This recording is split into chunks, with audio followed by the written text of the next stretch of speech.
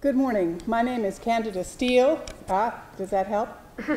My name is Candida Steele, and I'm a judge on the U.S. Civilian Board of Contract Appeals. I handle government contract disputes across the country. To my left? I'm Fred Ansell. I'm an attorney with the Justice Department. I used to work for the Senate Judiciary Committee. I've spent many hours in this room. You know, this is the room where all of the federal judges, except Supreme Court justices, have their confirmation hearings. They sit right where you're sitting. And good morning, Missouri. I'm Rick Hardy, one of the Hardy boys. And as you well know, I taught at the University of Missouri for almost 30 years and very familiar with your state. And I'm proud to be here today, so good luck to you. Please introduce your... Hi, I'm Grace Johnson, and like all my colleagues, I am a senior at Westminster Christian Academy, and I will be attending University of Tulsa in the fall. Hi, my name is Alex Lindstrom, and in the fall I'll be attending the University of Missouri. Hi, my name is Leah Youngkin. I will be attending Wheaton College in the fall, and at this time I'd like to introduce our coach, Mr. Ken Besh. Welcome, everybody. And you know which question we're doing because it's the last one we've got to do, but I'll read the question for the advantage of your audience. Congress is the only national legislature in the world whose members are elected both separately from the executive branch and entirely from single-member districts. What are the benefits or advantages of this arrangement? What might be the advantages of mingling executive and legislative powers, such as in the British parliamentary system? The disadvantages? Why has the creation of congressional districts been controversial throughout American history? You may begin.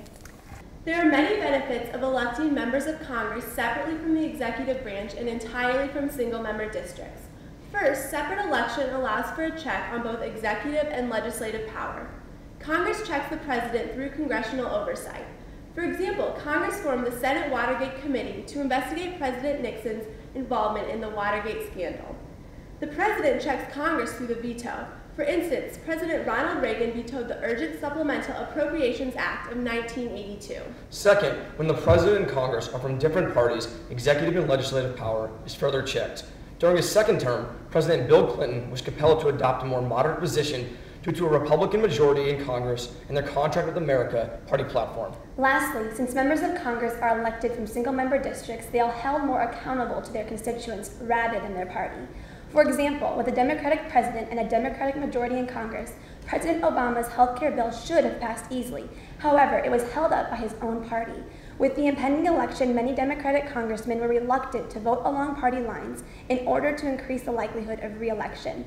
This situation would not occur in a parliamentary system where executive and legislative powers are mingled and party loyalty is paramount. There are both advantages and disadvantages to a parliamentary system, such as in Great Britain.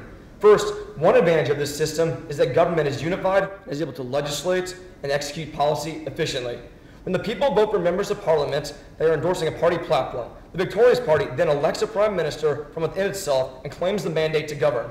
For example, due to the Labour Party's dwindling popularity in the late 20th century, the Conservative Party gained the majority in Parliament, and with Prime Minister Margaret Thatcher enacted sweeping reforms toward a free market economy. Second, in a parliamentary system, government is held responsible to the people through the vote of no confidence. Recently, the threat of a vote rather than a vote itself has been the motivating factor. For example, Labour Party Prime Minister Tony Blair disregarded the will of the British people by endorsing the Iraq War and resigned in fear of a vote of no confidence. On the other hand, there are also many disadvantages to a parliamentary system. First, there is no substantial check on legislative power. The framers of our Constitution recognized this and sought to avoid it by creating a system of checks and balances. As George Washington said, quote, "The necessity of reciprocal checks in the exercise of political power has been evidenced by experiments ancient and modern." Second, in a parliamentary system, there is too much party control and little minority voice. For example, Labour Party Prime Minister Gordon Brown has called an election for May 6th, hoping to eliminate the Conservative Party's minority opposition to his economic recovery plan. The creation of congressional districts has been controversial throughout American history. First, the practice of gerrymandering began in 1812 when the Massachusetts legislature redrew the boundaries of its districts to favor Governor Elbridge Gerry. The Supreme Court has wavered in its rulings on gerrymandering cases. In the 1981 case of Davis v. Vandermeer, the Supreme Court ruled that gerrymandering did not violate the Equal Protection Clause of the 14th Amendment. But later, in Shaw v. Reno, the court ruled that gerrymandered districts did violate this clause. Second, because the Constitution does not specify how congressional districts should be drawn, this task is left to the state legislatures. This has been controversial as committees in the legislatures will draw districts to benefit their party. For example, Missouri's 1st and 3rd congressional districts are often considered to be drawn in favor of the Democratic Party, while the 2nd district favors the Republican Party. Finally, the number and size of congressional districts has been controversial. For example, the entire state of Wyoming is one congressional district due to its low population. Because of this, some argue that Wyoming is overrepresented, while others argue that it is underrepresented. The creation of congressional districts will continue to be controversial as the 2010 census will call for the refiguring of many of the state's districts. We are now ready for your follow-up questions. Great, thank you. Happy to do so. Would you like to start?